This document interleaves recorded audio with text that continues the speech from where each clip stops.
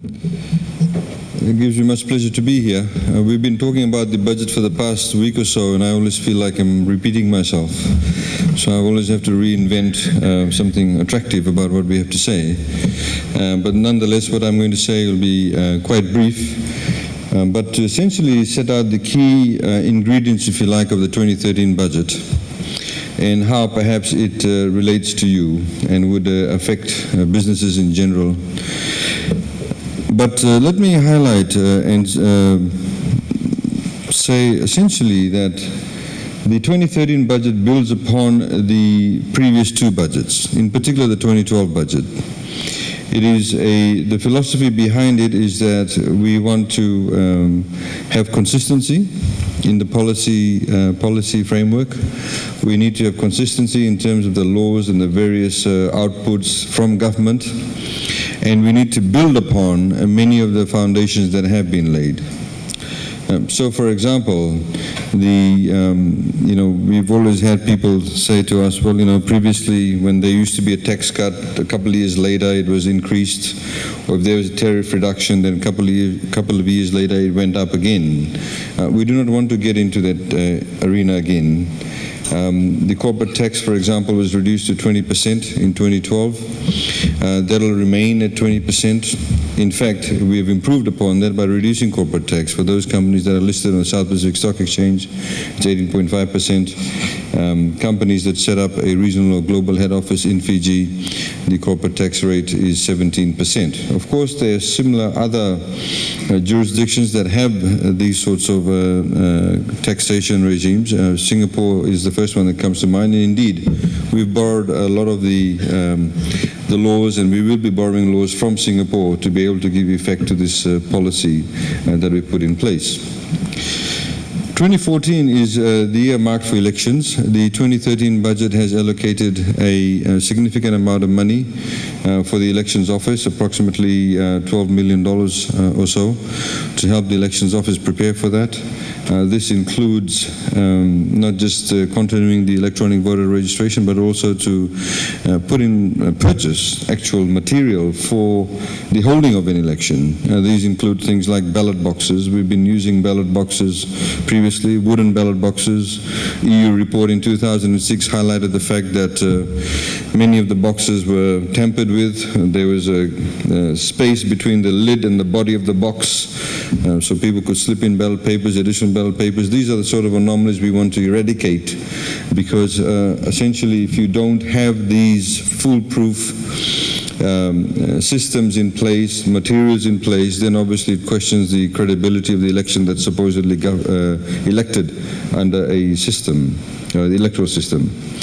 We've also allocated, for example, $1 million for the refurbishment of Parliament, for it to be ready for the 2014 elections, additional funding for Hansard reporters to be brought back from various other government departments to retrain them, and others that may need to be trained altogether.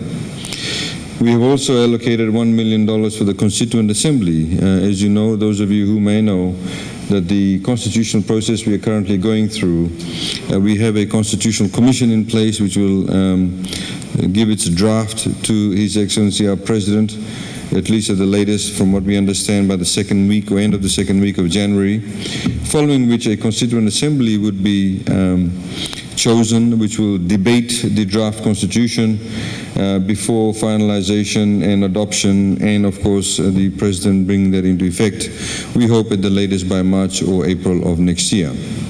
So in order to have the Constituent Assembly, which will consist of political parties, NGOs, employee groups, etc., we've allocated $1 million for that. So from a governance perspective, these are the sort of allocations that have been made, in particular in preparation for 2014. Further than that, in respect of the actual budget announcement, as was highlighted, we've put in place a number of incentives for the private sector, of course, relating to taxation. We have also made it now easier for foreign investors to come into Fiji without having the need to show $250,000 as initial investment. Some of you who do know the system at the moment, if somebody wants a waiver of that, you have to go through the whole process where you You write to the chairperson, you then send it to the minister, who then decides whether to grant a waiver or not. So we're removing all of that. Of course, the certain minimum investment levels that relate to specific areas will remain. But all those areas in foreign investment which had required a minimum of $250,000 will be removed. I'll give you a classic example. We had an Australian who was a speech therapist and who worked with the Ministry of Health for, I understand, a couple of years, and she then wanted to set up shop in Fiji herself. But the law says that you need a $250,000 investment. To run a speech therapy outfit, you don't need $250,000. So this will also allow for many individuals with specific skill sets which currently aren't available in Fiji, make it easier for them to set up shop in Fiji. So that's been removed, which I think will be welcomed by the business community at large, and in particular foreign investors intending to get over the red tape. I think what is important to talk about is, of course, the business processes. The Prime Minister also announced an initiative. We currently have a private company that's essentially managing our government's IT center, or ITC as it's commonly known. Now, essentially what it means by April next year, you'll be able to do online searches of titles. You'll be able to do company registration online. You'll be able to pay for your foreign investment applications online, and you'll be able to register companies online also. This, of course, will make it a lot easier. We also are looking at extending this to the other governmental agencies by the end of 2013.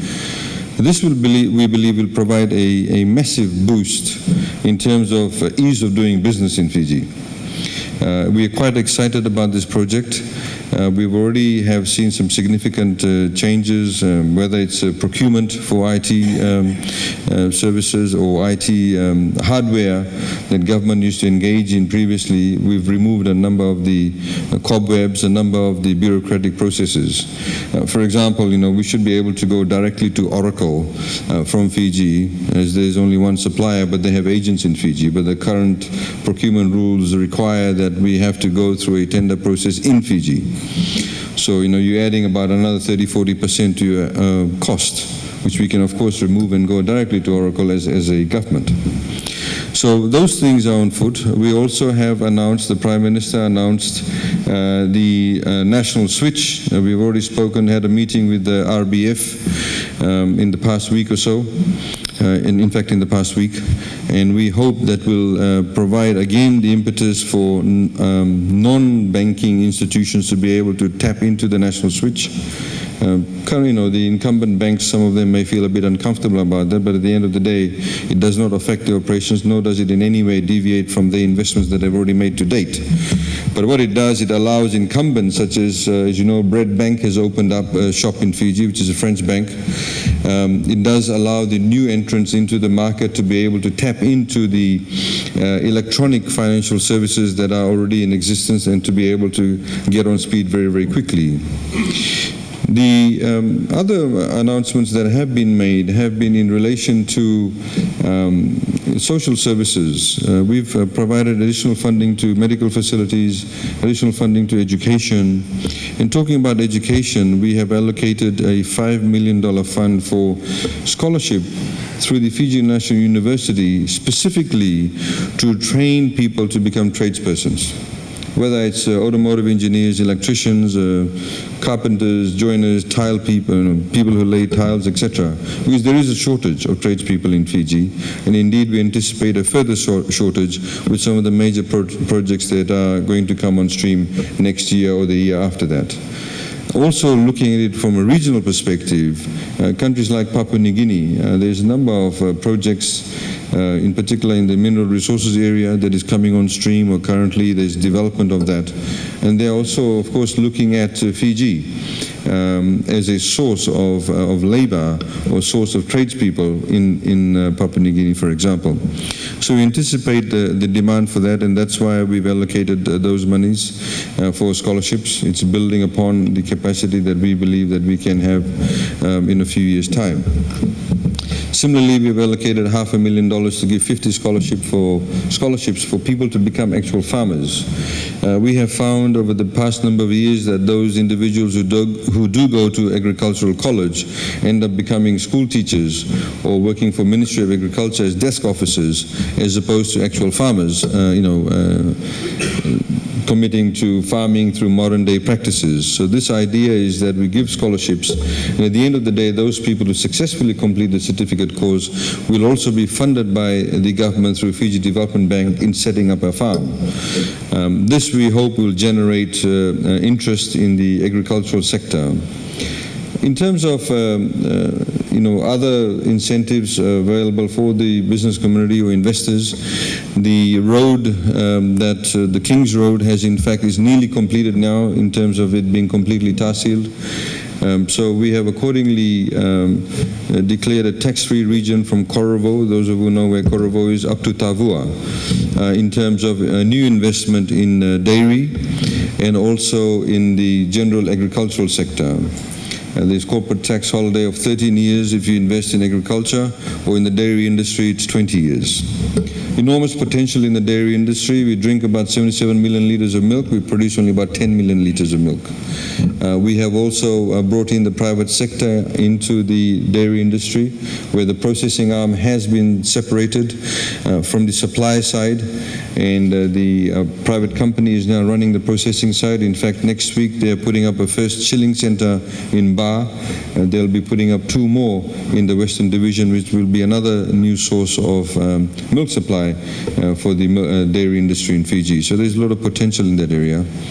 The other policies essentially continue. There was some issues, and of course the CEO of FERC, I can tell you about that, where we had the social responsibility levy. It's been renamed the social responsibility tax, which I understand will help some of you or some of those who may be subject to the double taxation agreement. It makes things easier for you. But we've also made it a lot more progressive, so it's not a huge jump when you go on from $270,000 to $271,000. So overall, ladies and gentlemen, I think I probably should stop there, but we're quite open to take any further questions. One point I'd like to highlight, in the telecommunication sector, as you know, we liberalized the market a few years ago. We have also been opening up a number of telecenters in the rural areas in particular. We'll be opening up another 7 centers.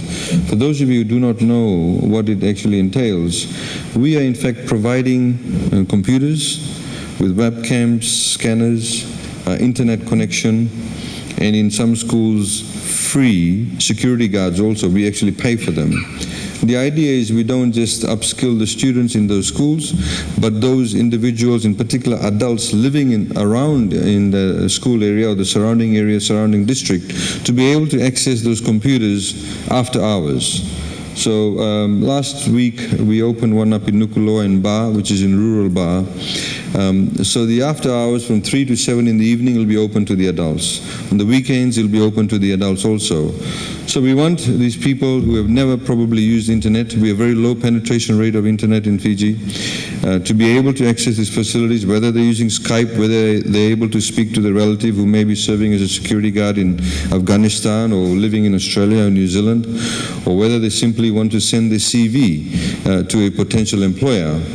These are the sorts of facilities we are bringing to the people. We are paying for the actual internet connection, and this has come about because we have a small levy we work through the Commerce Commission for incoming international calls, and we have developed a neat little kitty for that, and we are using that. So 7 to be launched this coming week, another 10 next year. At the same time, riding on the back of that, the Prime Minister also announced the removal of tariffs on smartphones. It's been 0 rated now. The idea is that we get more people to see mobile phones other than just simply for voice, but also for data. We will be in the next few weeks calling for expressions of interest for the 4G. And we understand there's quite a bit of interest in that, and we hope to then again, of course, give faster internet access, connectivity, etc. But in the budget, what was also announced is the 150% tax write-off if you contribute new computers to urban schools, but with a minimum of $10,000 and a maximum of $100,000 in terms of the value of the computers. If you donate new computers to rural schools, it's a 200% tax write-off. Now, if we were to get, for example, $2 million towards this kitty, or $2 million worth of computers were bought in the next 1 year, we could essentially computerize all the schools in Fiji within 1 year. So I would urge all of you, those of you who are from corporates, etc., do think about this, because you not only get a healthy tax write-off, but you also are contributing to developing a knowledge, a smarter-based society where people have access to technology. And in a few years' time, these will be the same people who will be contributing to a smarter employee pool of people from whom you can choose from. So this is the logic behind that, and I'd like you to please consider this. Other than that, thank you very much for the organizers for this conference, and we'll look forward to interacting with you further. Vinaka, thank you.